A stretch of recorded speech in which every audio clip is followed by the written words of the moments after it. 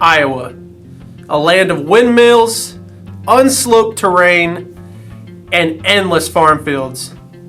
So what, you may ask, are two Pennsylvania hunters doing in such a place? Could it be for the world-class deer hunting? The fantastic waterfowl hunting? Nope. My buddy Andrew and I are traveling 20 hours in search of a wild pheasant. But you may also ask, Dev, haven't you and Andrew already shot some pheasants? True, but the reason that we're traveling 20 hours is in search of a wild pheasant. All the pheasants that we hunt here in Pennsylvania are planted by the Game Commission for the purpose of harvesting. In Iowa, however, the pheasants were originally introduced somewhere in the early 1900s and then became a naturalized species after many years. And as we were sure to find out, wild pheasants act completely different than their stock counterparts. For this trip, we were met with some major disadvantages before even starting the hunt. One was inexperience. On top of the inexperience of never hunting wild pheasants before, with a dog who has also never hunted them, we were also hunting terrain like we had never seen that is exclusive to the Midwest. Here in PA, we are used to thousands of trees, large expansion of briar patches, and steep hills. Iowa, however, has very little trees, acres of corn, no hills, and very short grasses. The second major disadvantage is that we can only shoot male pheasants. Male pheasants, aka cockbirds, are greatly outnumbered by the female pheasants, which are hens. As we would find out for this trip, we would flush out approximately 6 hens for every 1 cockbird. Third, and possibly our largest disadvantage, was that we were limited to only using steel shells, which are less effective than our typical lead shot and seem to only have a limited range of about 25 yards max. But despite these disadvantages, Andrew, his dog Henry, and I traveled from our small town in south central Pennsylvania 20 hours to our location in north central Iowa. On our way up to Iowa, our almost entire car ride view was skewed by extremely dense fog. The date that we had planned this trip had just hit the tail end of a very large snowstorm that had covered much of the Midwest. But nonetheless, we arrived at our first piece of public hunting area and were met with a little bit of a surprise. You're talking about it like it's a trophy now. We literally just got out the truck. Here's Andrew. We dumped 4 pheasants. Yep. There's a monster buck right there. Just standing around public land right now. And oh yeah, look dude, that thing's like 18 inches inside at least. You think it's an 8 point? It's an 8 or a 10. Alright guys, we made it to Iowa. The great state of Iowa. We just bought our hunting license about half hour ago, 45 minutes. We're at a random field. We just saw a buck over there. Public land. Yep, public land, and we're gonna try to find a wild pheasant. So stay tuned. Henry's ready.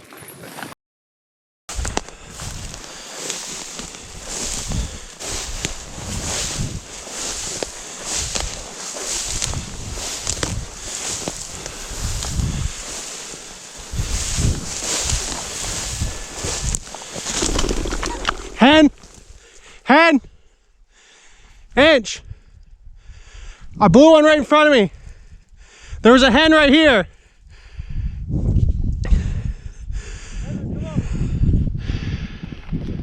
It was like 2 inches in front of me. Of course, it's a hen.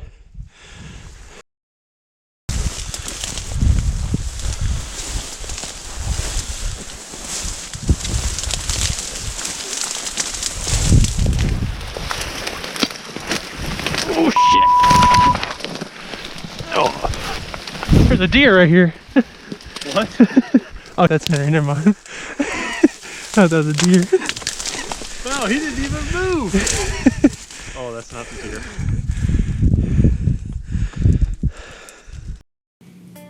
After hunting a little bit on the first day, flushing up a few hens, and having to call it early because the freezing wet grass and the frozen conditions, we sat back and relaxed at the Airbnb.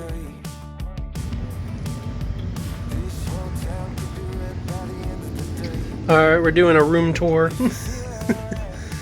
This is quote unquote Andrew's room. No, this is the John Deere's. Yep. We got poor little Henry there.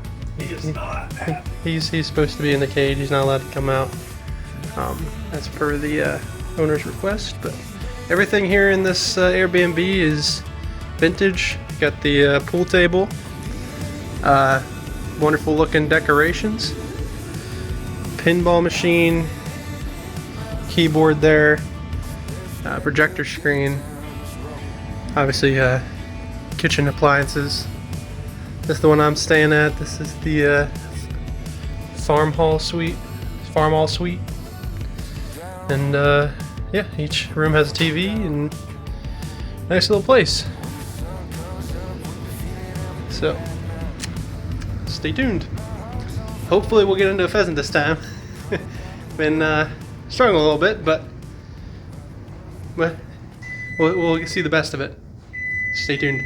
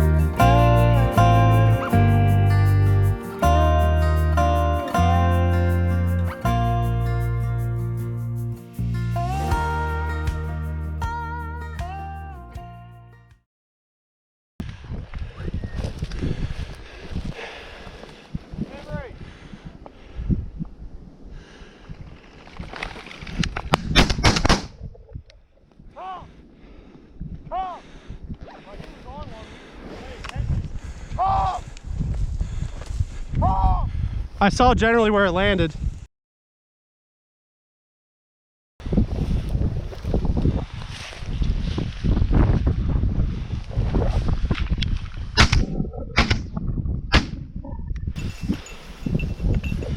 I was not ready for that at all. He's right here.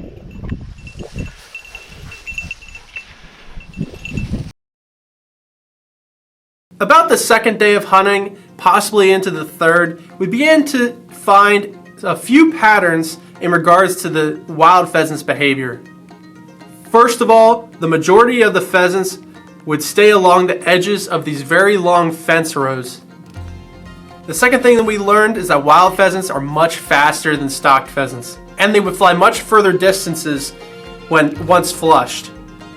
Presumably this is because there's fewer trees in Iowa than there are back here, so the birds don't get hung up as much as they do back home.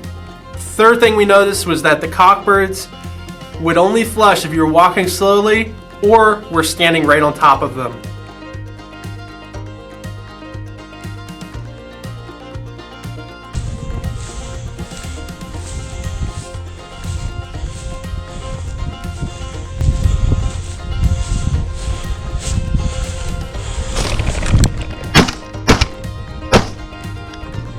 Got him!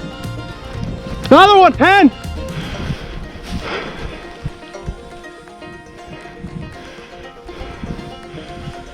This next clip will just demonstrate some of the inadequacies of using steel shot.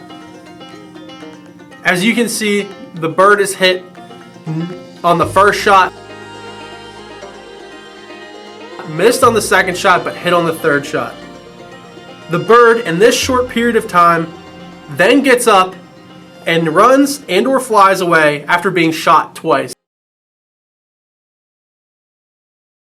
Oh, where he went? He dropped in there.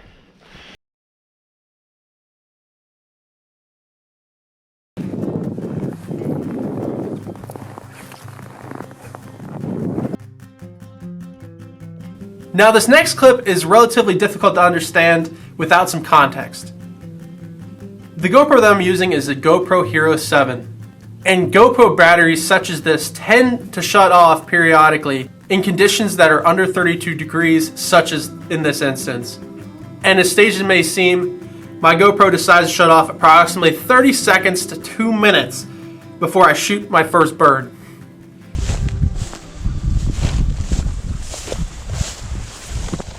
Hen! Come! Come! Come! You might want to let him run through this a little more. Well, I was gonna, when we got back to the truck, I was gonna say, our other option is to walk this and then come back and walk, hit all the thick spots in the middle. Yeah. In this clip, you can actually see the outline of the bird right at the edge of this brush pile that I'm standing against. And of course, that's when the GoPro decided to stop filming.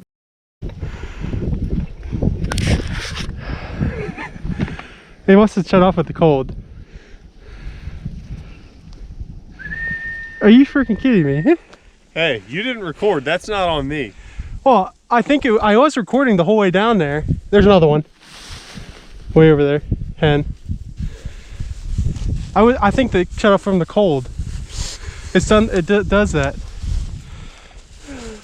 Well, guys, can't make this stuff up. Literally, the very it had to have been like at the top of that hill or something. I know the GoPro was recording for all that. I did not turn it off, and I'm assuming it's because it's so cold out here, which has done that before. It decides to turn it off right when we actually get a pheasant. Henry flushed up a hen right over here in this little thicket. Then Andrew called Henry back, and then we were deliberating where to go next. And then I heard something right to my right crashing around. I said, "There's one in here. There's one in here." Bird flushed up right in front of me. I struggled to get the gun up because it got caught in my jacket again for the third or fourth time, and then shot it right up the poop shooter, as you can see, and then the feathers were all over the place. So we got a bird. Of course, I've been recording for like 3 days with, how many hours, and of course the one shot that I wanted, it's not recording for. So stay tuned. Hopefully, Amateur cameraman, that's the problem. yeah. Hopefully we can get another bird here, but stay tuned. We're gonna cook this guy up at the end of the video. Hopefully we get another bird, but let's get at it.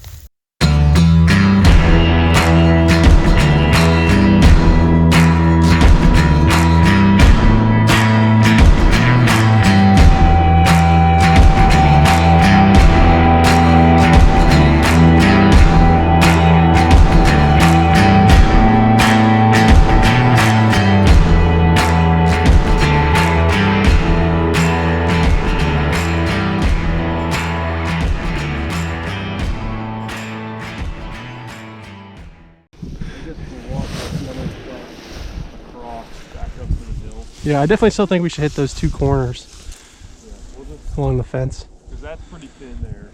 That grass gets tall. I think we go to the end, walk it up that way. There's one. Hen. Right in front of us, flying low.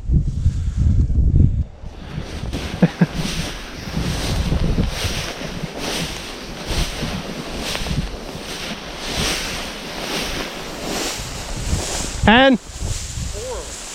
Was that a hen? Yeah. Kind of has the darkest head. Another one. Hen. I think we should be walking this stuff, Andrew. I'm glad you decided to. Cock! Ah. Another one. Hen. Come! Yeah, I think we found him. Yeah. Henry, come! Start recording for that. Okay, I was recording for that. I should have killed that one. Yeah. Two more. Holy crap. We probably want to come back here in the evening. Look. Another one. Why don't we walk the yellow grass today? Well, I don't know. Well, it might be smarter if you go on the end. And I might walk to you. Maybe they'll push out because they seem to be pushing out way too far. Other than the cockbird, obviously. Unless you want to be on the cock.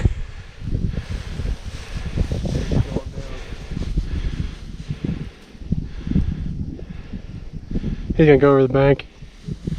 Go on forever. See, I think they're flushing too early. I don't know if you want to. We're making all kind of noise. Why don't we spread out at least? Hen! Oh, hen! Cock, that's a cock! I could tell. It had a long tail. I don't know. We're finna find out. There's probably jumped at least 10 birds out there. There are way more than 10. I said at least. Yeah. It was recording midway through, I saw. I know I got your shot. So the GoPro died again, guys. Midway through that, of course, right through the best part. But we probably jumped out. As many birds as we see in a day. Yeah, 10 to 15 at least. Andrew shot at a cockbird. There might have been another cockbird in there. Yes. Yeah, and then I know I was recording for.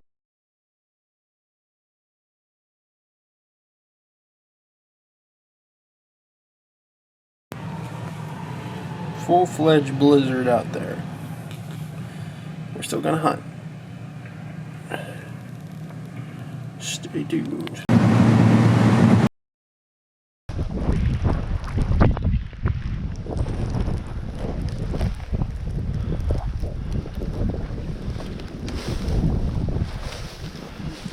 Rabbit!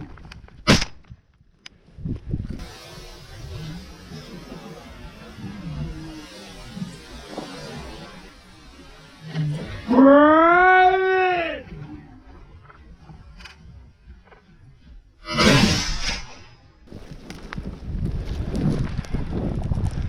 I missed.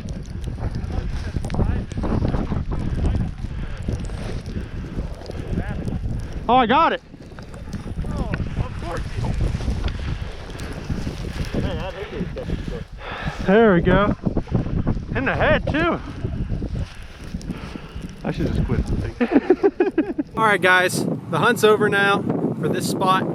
But as you can see right there, you got a first Iowa rabbit.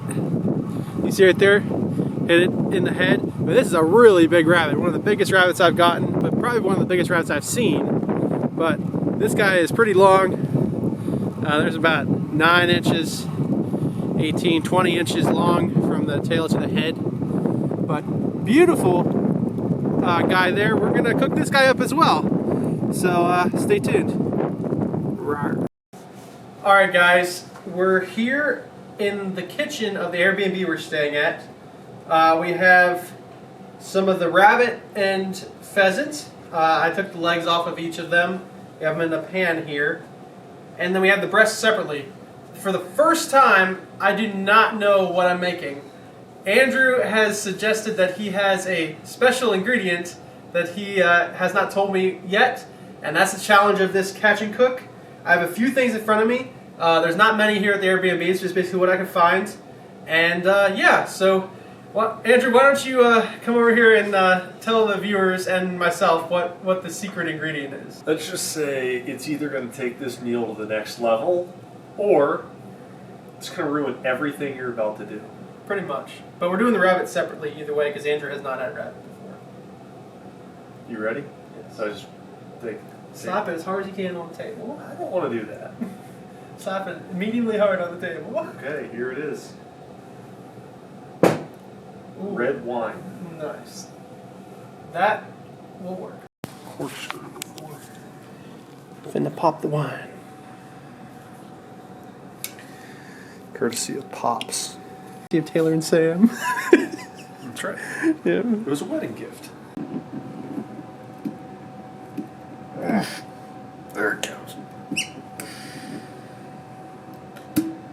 Whoop.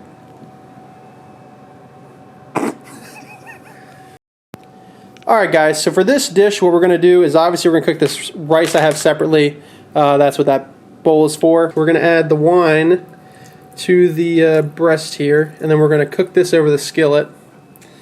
And we're going to add a little bit of olive oil and then these few seasonings. And that's all we're going to do for the breast meat. Then for these, all we're simply going to do is crunch up some of these potato chips, make an outer coating, season that coating and then stick it in the oven and let her cook. So stay tuned.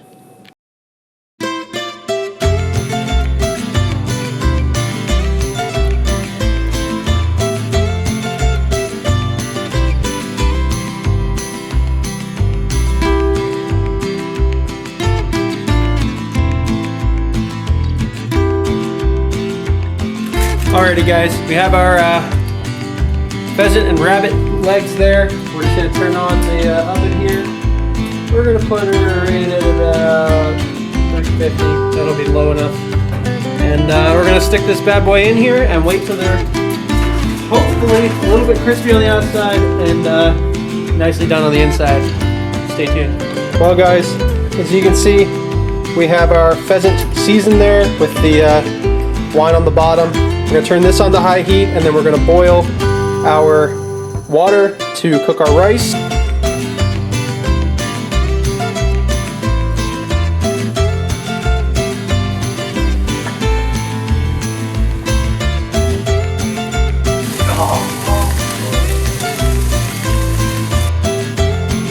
So now as you can see, the breast meat is fully cooked through now.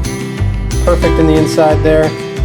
And yeah, so what we're going to do is take this pan and what we have of the baked stuff and then just skillet fry just to crispen the edge a little bit because as you can see it's getting a little runny. So we just want that a little more crisp and that's going to be it. So stay tuned.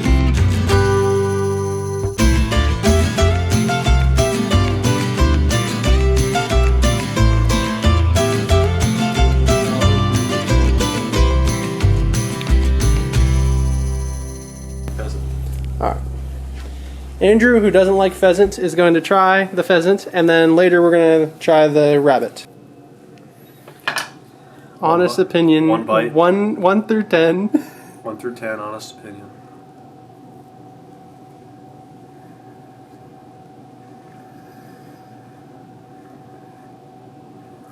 Honest opinion? Yep. I'll probably give that like a 7. Nice. I'll take that. Alright, Andrew's going to try the rabbit for the first time. That's those, the little bigger ones. The little big ones? Yeah, the medium-sized ones. Let's make sure it's done. Cut it first. Good looking on the outside, at least. Soft. Yeah. That looks done to me. This was... Shining up to the light just in case. Yeah, It's done. So this was the... Rabbit. Well, yes, but this was the salt and pepper rabbit in the barbecue, or the salt and vinegar breadcrumbs. Yes, that is the chip-encrusted rabbit. Finished in a pan-seared red wine sauce. Yep. Rendered down. Yep, to perfection.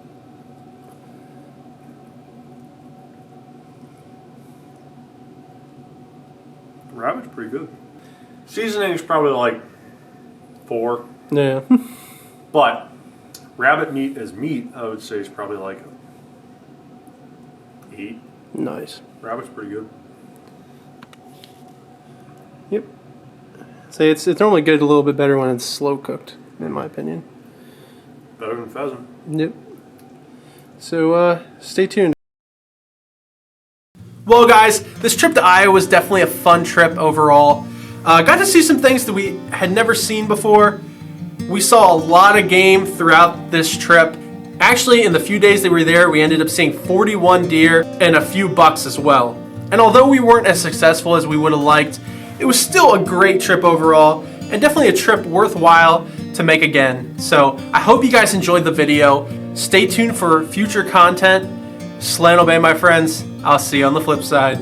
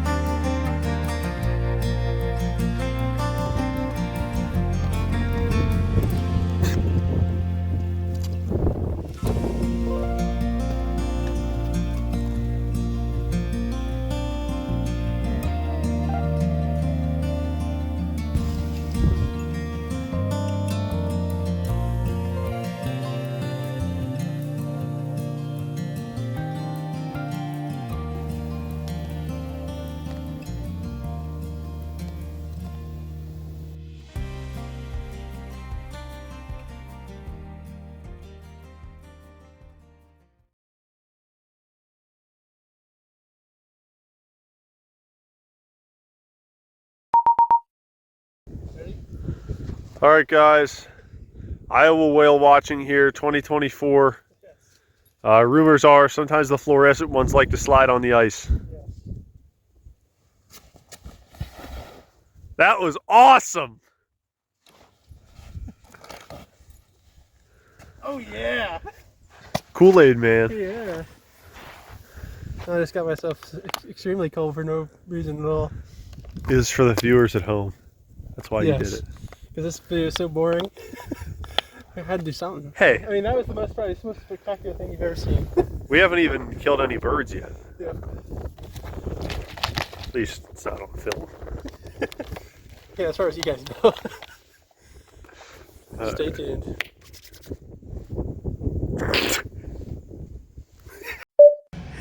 How's this for B-roll footage? How's this for B-roll footage? Mmm. Saucy. Stay beautiful.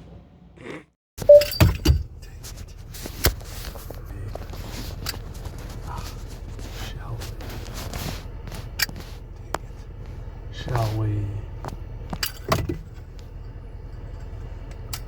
shed some light on the situation? I only told you 50 times. You should take a video and then just play it in reverse in your DSPA fisherman video. And be like, psych guys, we actually did that backwards. Yep. This is how you drive in Iowa. Everything else is backwards. Yep. We're just driving backwards for About a mile. about a mile. I didn't feel like doing a 3-point turn, so. Yeah. No traffic over here. Andrew's dominating this round. Usually I dominate, but I do not finish in front. Was that supposed to only apply to pool or? 7! That smell like wine. If you go to a fancy restaurant, that's what they do. They bring the cork over, and you smell it, and then you go, yeah, I'll try it. And then they give you a sample, and then you sip it, and you, all right, I'll take it.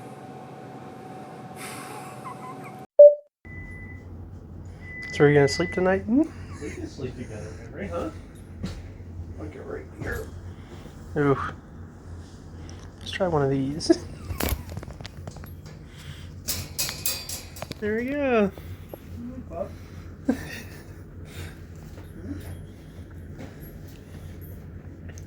All right. Good night, Andrew. Hold on.